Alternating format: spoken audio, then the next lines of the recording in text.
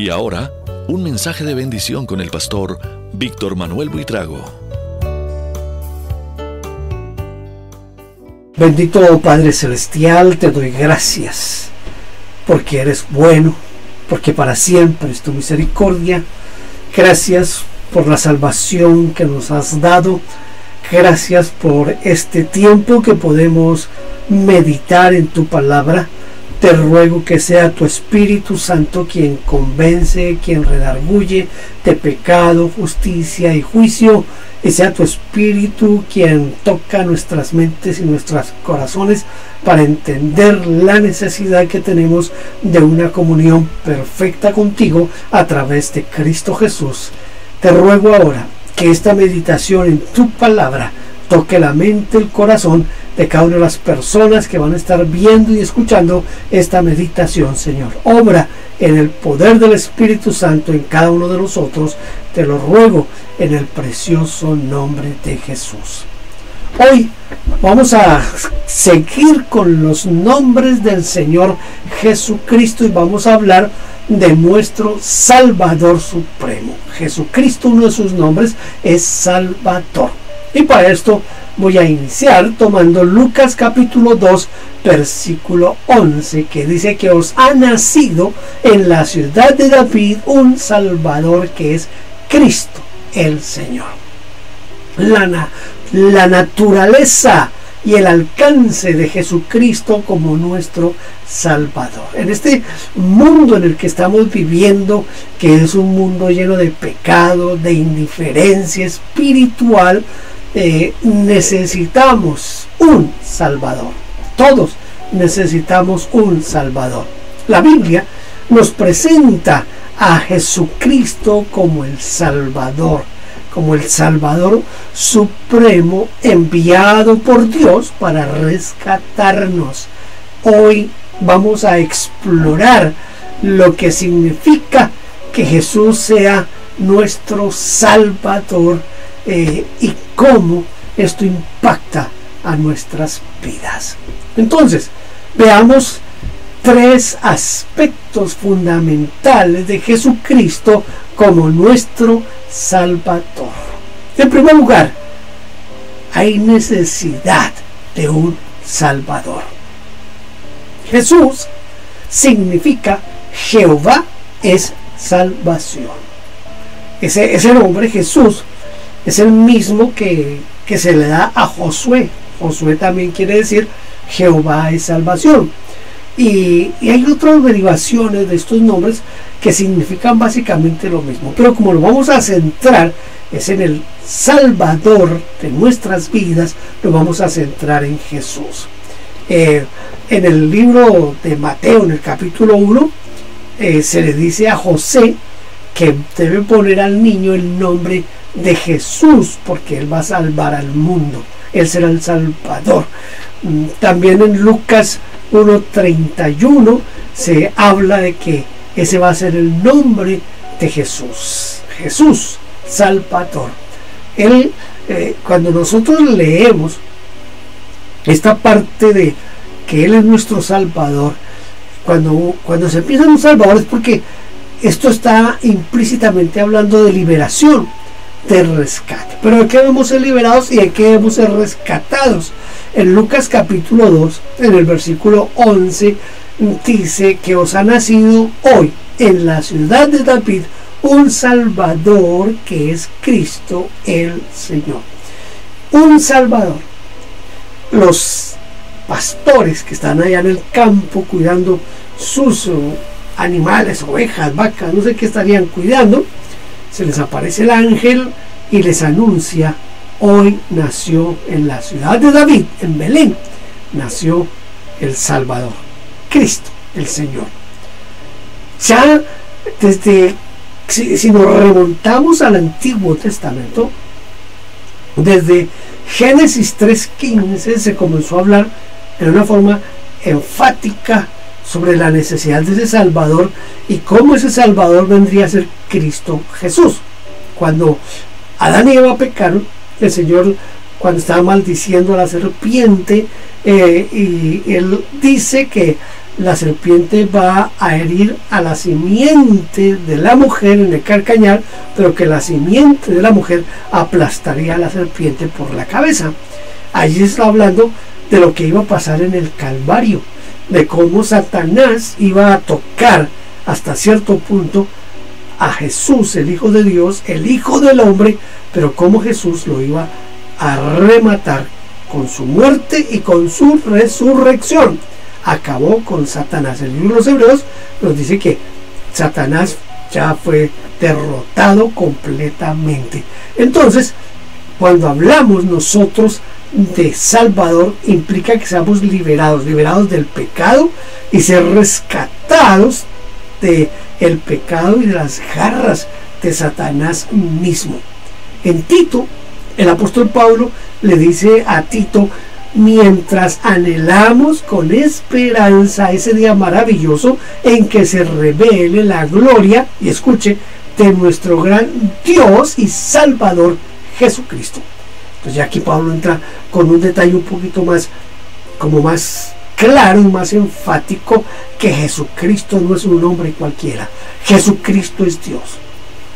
Y era necesario, muy necesario, que muriera Dios mismo. Cristo es Dios, porque no había ningún hombre en la tierra, por justo, por bueno que fuera, no había uno solo que pudiera morir para redimir nuestro pecado. Solamente Dios, haciéndose hombre, podría lograr eso. Se necesitaba, la Biblia dice, sin derramamiento de sangre no hay remisión de pecados. Se necesitaba que se derramara sangre, pero no se podía derramar cualquier sangre.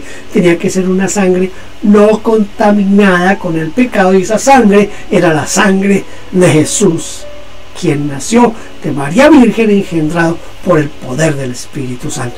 Esto es lo que muestra ese plan completo de Dios para podernos rescatar a nosotros y sacarnos del pecado y de las garras del diablo.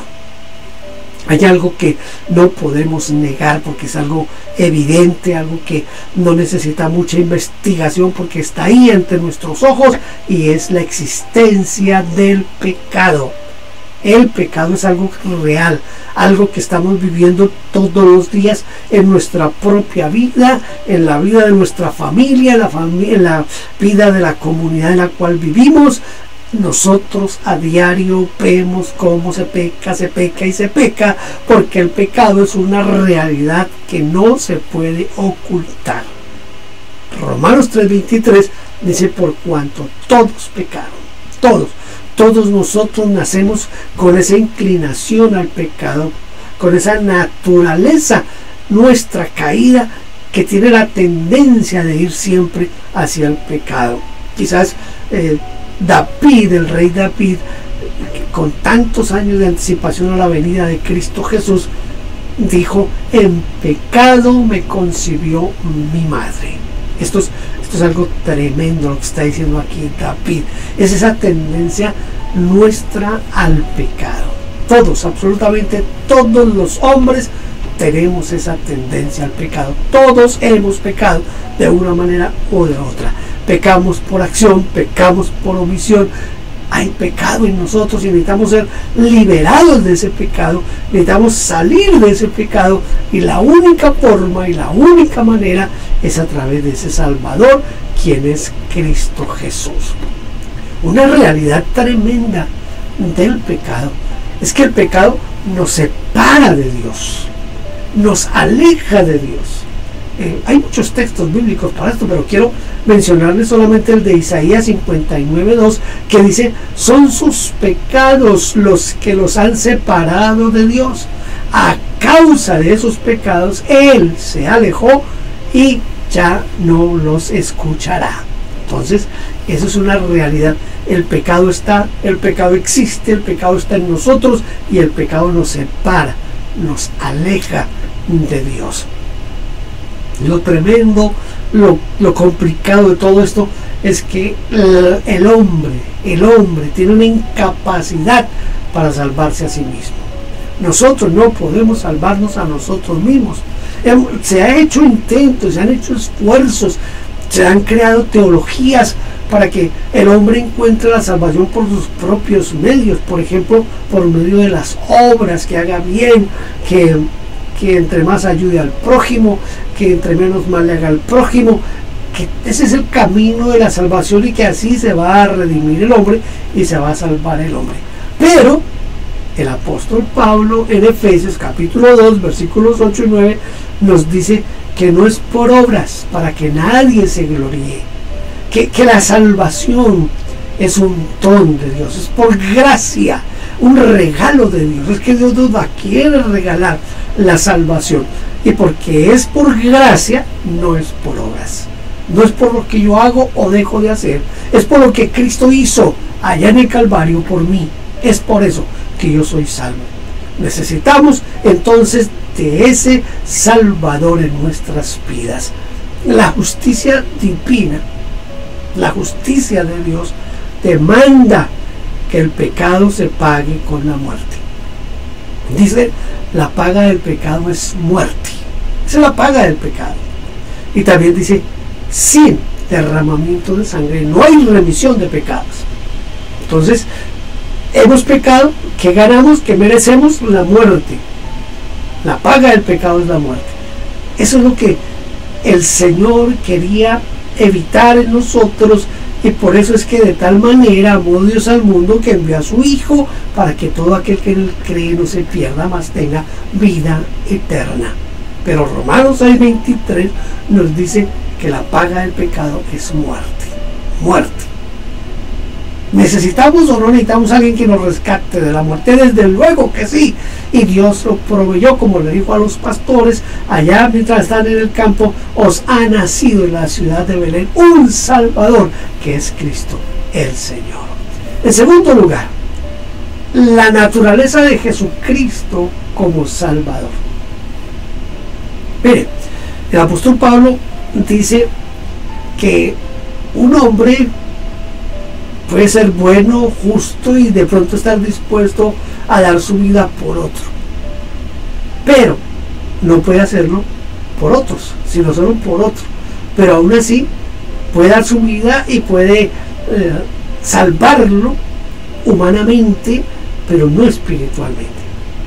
La única forma de nosotros poder ser salvos realmente es con que Dios se hiciera hombre. Entonces Jesucristo no es un hombre cualquiera, no es un simple humano, es un simple hombre. Lo han tratado de rebajar a la figura del carpintero de Nazaret y mostrarlo solamente como un hombre que se dijo ciertas enseñanzas, pero no, Jesucristo es Dios. En Juan 1:1 dice: en el principio era el verbo era con Dios y el verbo era Dios. Es Juan refiriéndose a Cristo Jesús. Cristo es Dios. Jesús es Dios. Desde la eternidad y hasta la eternidad. Por eso en Apocalipsis Él dice: yo soy el alfa y la omega, el primero y el último. Él existe desde la eternidad y hasta la eternidad, porque Jesucristo es Dios. Pablo, escribiéndole a los hermanos en Colosas, en el capítulo 2, versículo 9, dice: pues en Cristo habita toda la plenitud de Dios en un cuerpo humano. Hay que leer Filipenses capítulo 2 para encontrar qué es lo que realmente hizo el Dios. Dios se despojó de todo y se hizo hombre. ¿Por qué se hizo hombre? Porque necesitaba identificarse con nosotros para morir por nosotros. Pero nunca dejó de ser Dios. Siempre fue Dios. Siempre es Dios. Jesucristo es Dios. Y es la única forma de encontrar salvación, solo a través de Dios mismo. Entonces, cuando hablamos de la naturaleza de Cristo como Salvador, tenemos que partir del principio de que Él es Dios. Él es Dios. Pero también es plenamente hombre. Plenamente Dios, plenamente hombre. Esto es un asunto que no se logró entender por muchos siglos. Bueno, todavía hay personas que no entienden esto y se tuvo que llegar a una conclusión en donde se dio un nombre que se usa en la teología, que es la unión hipostática. Es decir, Jesucristo es 100% Dios, es 100% hombre. Nunca dejó de ser Dios. Y cuando asumió la posición de hombre, la asumió por completo. Y hay muchas formas de probar y mostrar que era completamente hombre. Le daba sueño, le daba cansancio, le daba hambre, le daba sed, tuvo momentos de enojo. Era un hombre, tenía todas nuestras cualidades, pero dice Hebreos que fue tentado en todo, pero sin pecado. Entonces es un hombre, Dios hecho hombre, pero Dios, sin dejar de ser Dios. Filipenses capítulo 2 trata como de demostrarnos esto. Los teólogos lo llaman la kenosis. Dice, en cambio, renunció a sus privilegios divinos, adoptó la humilde posición de un esclavo y nació como un ser humano. Cuando apareció en forma de hombre, se humilló a sí mismo en obediencia a Dios y murió en la cruz como morían los criminales. Es Dios descendiendo a hacerse hombre, estando en la condición de hombre bajó más, se hizo siervo, estando en la condición de siervo bajó más y se hizo esclavo, criminal, porque asumió todo nuestro pecado y murió por nuestros pecados. Cuando estaba en la cruz del Calvario, estaba cargando con todo nuestro pecado. Es maravilloso pensar en ese Dios lleno de amor y de misericordia que estuvo dispuesto a hacerse como uno de nosotros para podernos salvar. Se hizo hombre, con la aclaración que hace Hebreos. Fue tentado en todo. Hay que leer, lo invito a que lea Mateo capítulo 4 y encuentre allí la tentación de Jesús y va a mirar que Jesús fue tentado en esas tres áreas en que nosotros somos tentados todo el tiempo. Somos tentados, Jesús fue tentado en todo, pero sin pecado, santo, puro, no pecó, no falló, porque era Dios, porque era un hombre perfecto y porque se requería que fuera así para que pudiera morir por nuestros pecados. Si usted mira el Antiguo Testamento va a encontrar que el cordero que se ofrecía por el pecado del pueblo tenía que ser un cordero perfecto, sin mancha, sin ninguna quebradura, sin ningún rasguño. Tenía que ser un cordero perfecto, y Cristo es ese cordero perfecto que murió en la cruz del Calvario por usted y por mí. Y Timoteo, Pablo escribiendo a Timoteo, le dice que hay un solo mediador entre Dios y los hombres, que solamente hay uno, es Cristo Jesús. Eso mismo dice Pedro en Hechos, dice hay un solo nombre dado a los hombres que podemos ser salvos. Y usted va a encontrar que hay únicamente un camino hacia la salvación, que es Cristo Jesús. Se han inventado caminos, se han inventado doctrinas, pero siempre tenemos que llegar al pensamiento de Dios y al plan de Dios, que es Cristo Jesús, el único Salvador del hombre. No hay otro, no hay nadie, ni hombres, ni mujeres, ni santos, ni santas, ni vírgenes, ni papas, ni religiones, ni doctrinas, ni teologías que puedan salvar al hombre. El único que puede salvar al hombre se llama Cristo Jesús, Dios que se hizo hombre y murió en la cruz del Calvario por usted y por mí. No hay otra forma de encontrar la salvación. Él es el único Dios y es el único mediador.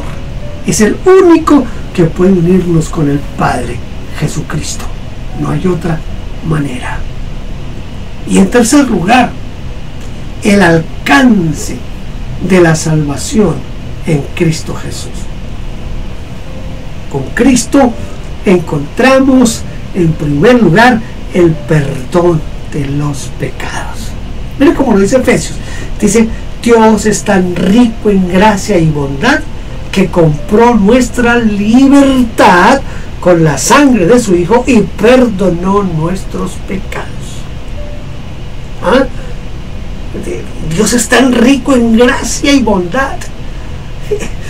Era la única forma de ser salvos, por la gracia de Dios.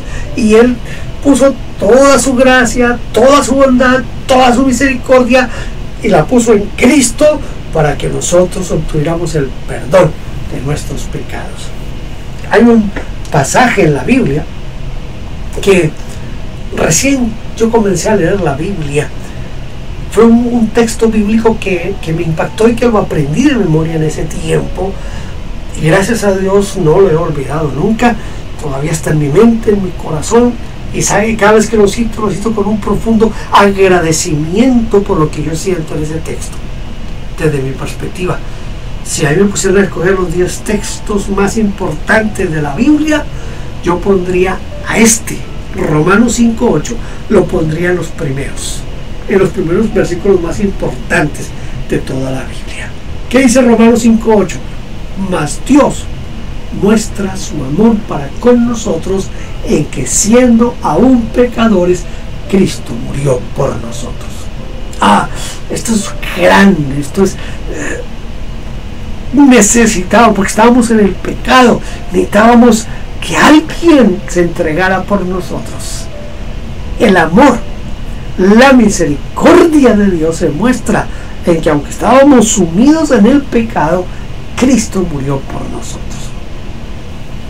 Una vez aceptamos la salvación en Cristo, una vez somos salvos, somos perdonados por Él, por lo que Él hizo en el Calvario por nosotros, no quiere decir que cuando se habla del pecado y del perdón de pecados, no se puede pensar lo que algunos piensan, que ese perdón es pasado, presente y futuro.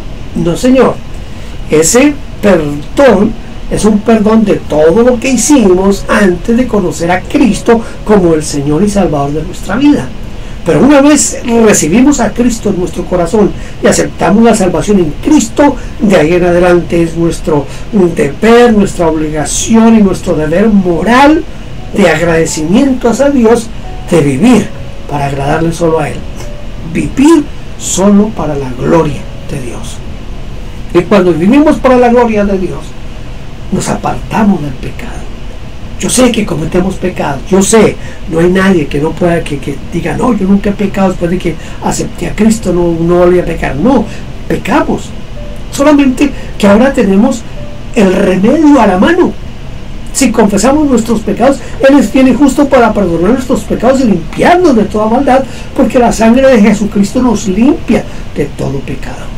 Entonces, no es que tenemos garantizado que podemos pecar, que ya estamos perdonados y que ese perdón abarca nuestros pecados futuros o presentes o futuros. No, señor. Tenemos que vivir en santidad y vivir cada día en la mano de Dios, en la misericordia de Dios y en el plan de Dios. Sin santidad nadie verá al Señor. La muerte de Cristo, la salvación que Cristo nos da, aparte de limpiarnos del pecado, también hace que nos reconciliemos con Dios. La reconciliación. Yo estudié contabilidad hace muchos años, demasiados años. En ese tiempo, no sé por qué esto seguramente habrá cambiado mucho, por lo menos de la forma de hacerlo, pero nosotros estudiábamos en contabilidad lo que se llamaba la conciliación bancaria. ¿Qué era lo que se hacía? Poníamos a un lado el libro en la contabilidad hay un libro que se llama el libro de bancos, la chequera y el extracto del banco. Entonces tomábamos el extracto del banco, la chequera y el libro de bancos de la contabilidad, y lo que hacíamos era conciliar qué cheques se cobraron, qué cheques están sin cobrar, qué cheques hay que pagar, cuánto entró, cuánto consignamos, todos, hasta que se conciliaba. Es eso lo que Dios hace. Él toma a Cristo Jesús, toma a Víctor Buitrago, toma mis pecados, hacen allí un cotejo de cuentas y la sangre de Cristo que limpia mis pecados hace que yo vuelva a ser reconciliado con Dios. Hay conciliación, hay acuerdo, hay comunión entre Dios y yo, porque he sido perdonado por la sangre de Cristo, por el sacrificio de Cristo y sellado con la resurrección del Señor. Y después, cuando acepté a Cristo en una acción de legalidad, Dios me selló con el Espíritu Santo. En Efesios 1, creo que es el 13 y 14, dice que fuimos sellados con el Espíritu Santo, que son las arras de nuestra herencia.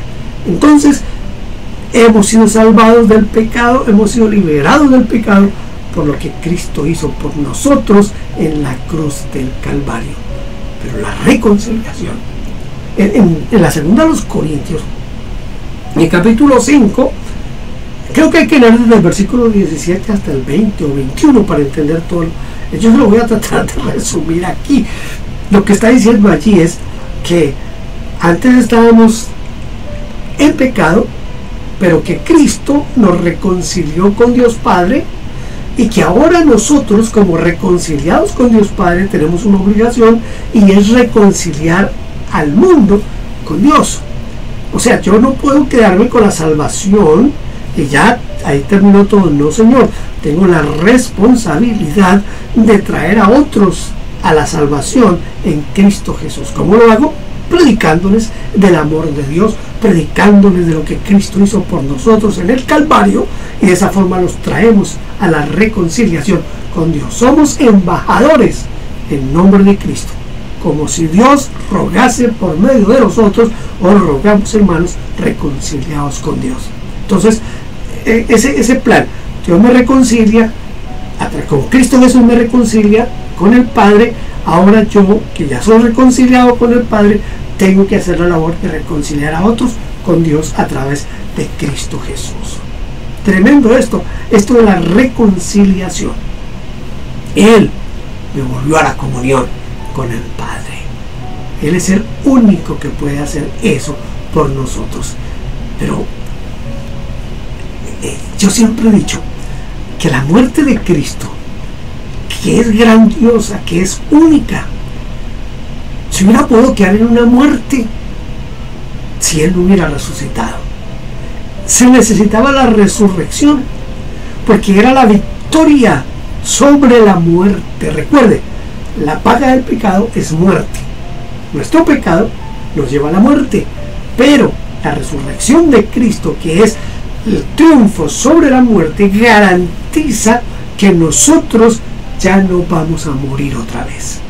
No moriremos, no habrá la segunda muerte, no tendrá ningún efecto sobre nosotros, por una razón, porque hemos nacido de nuevo. Y hemos nacido de nuevo en el momento que aceptamos la salvación en Cristo Jesús. Nacemos de nuevo por el poder del Espíritu Santo. Entonces ya la segunda muerte no tiene ninguna potestad sobre nosotros, porque Cristo resucitó de entre los muertos, venció a la muerte, la venció, se levantó de la tumba y puso el sello final a la redención del hombre. Le invito a que lea primero los Corintios 15 y se va a dar cuenta allí de la importancia que tiene la resurrección en la salvación nuestra. Es una importancia de primer orden. Si Cristo no resucitó, vana es nuestra fe, dice el apóstol Pablo.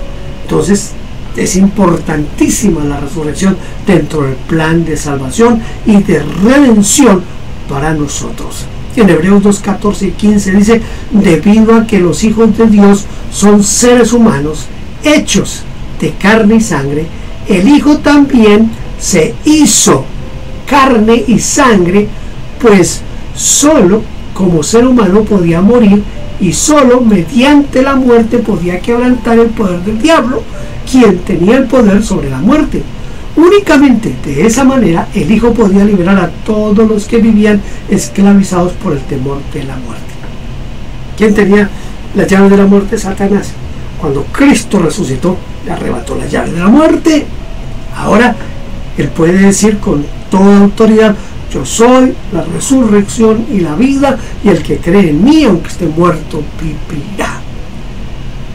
Esto de la salvación en Cristo es algo tan trascendente, tan importante, que a veces yo siento dolor en mi corazón al ver a personas que se les habla claramente de la necesidad de entregar su vida a Cristo, pero hacen caso omiso. Si no aceptamos a Cristo, no tendremos vida eterna. De tal manera amó Dios al mundo, que ha dado a su Hijo unigénito, para que todo aquel que en él cree no se pierda, mas tenga vida eterna. Vida eterna. Por eso el Señor dijo, aunque esté muerto, vivirá. ¿A qué se refería? A que todos vamos a morir físicamente. Un día todos nos vamos a morir. A menos que Cristo viniera en este momento, entonces ya no veríamos la muerte. Pero todos vamos a morir.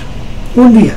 Algunos mueren niños, otros mueren jóvenes, otros mueren adultos, otros mueren ancianos, unos mueren por enfermedades, otros por accidentes, otros por violencia. Hay muchas maneras de morir, pero todos vamos a morir. Y Jesús dijo, aunque estén muertos, si creen en mí, aunque estén muertos, vivirán. ¿Se acuerdan cuando iba a resucitar a Lázaro? Y la hermana viene preocupada y le dice al Señor, no, tranquila, él vive, él va a vivir, él está vivo. Sí, yo sé que él va a resucitar en el día posterior. Dice, no señora. Y llama a Lázaro y Lázaro sale. Y él le dice a la hermana de Lázaro, le dice, yo soy la resurrección y la vida. El que cree en mí, aunque esté muerto, vivirá. No te preocupes. Puede ser que físicamente veamos el cadáver ahí, pero él está vivo porque creyó en mí y me entregó su vida. Así que la vida eterna está garantizada para quienes nos acercamos a Jesús reconociendo nuestro pecado y sabiendo que solo Él puede quitarnos el pecado. Y a eso es a lo que yo lo invito hoy, a que usted, si no ha entregado su vida a Cristo Jesús, le diga, Señor, yo necesito esa salvación en este día, sálvame por favor. Hay una transformación personal. Con la salvación en Cristo tenemos una transformación personal. Si alguno está en Cristo, nueva criatura es. Las cosas viejas pasaron, todas son hechas nuevas. Cambia nuestra vida, cambia nuestra manera de pensar, cambia nuestro hogar, cambia nuestra familia, cambia nuestra sociedad, cambia todo porque ahora estamos en Cristo Jesús. Maravilloso todo lo que Dios hace por nosotros a través del sacrificio de su Hijo amado. Jesucristo es el Salvador que necesitamos. Él vino para rescatarnos del pecado y de las consecuencias del pecado. ¿Cómo? Ofreciéndonos salvación, una salvación completa y eterna. La pregunta es, ¿has aceptado a Jesús como tu Señor y Salvador personal? Si todavía no lo has hecho, hoy es el día para recibirlo. Pablo dice, hoy es el día de salvación. Ahora, si ya aceptaste a Cristo como tu Señor y Salvador, tienes que vivir cada día agradecido por su salvación y compartir esa buena noticia con otros. Padre, yo te ruego en este momento que tú obres en la mente, en el corazón de quienes han escuchado esta meditación y que seas tú quien los tocas y los traes a la salvación. Gracias, Señor, porque tú eres bueno y porque para siempre es tu misericordia. Amén. Gracias por haber estado aquí conmigo. Espero que nos podamos ver en otra meditación de la palabra del Señor. Dios le bendiga. Gracias por vernos. Déjenos su huella suscribiéndose y comentando. No olvide campanita y compartir. Dios le bendiga.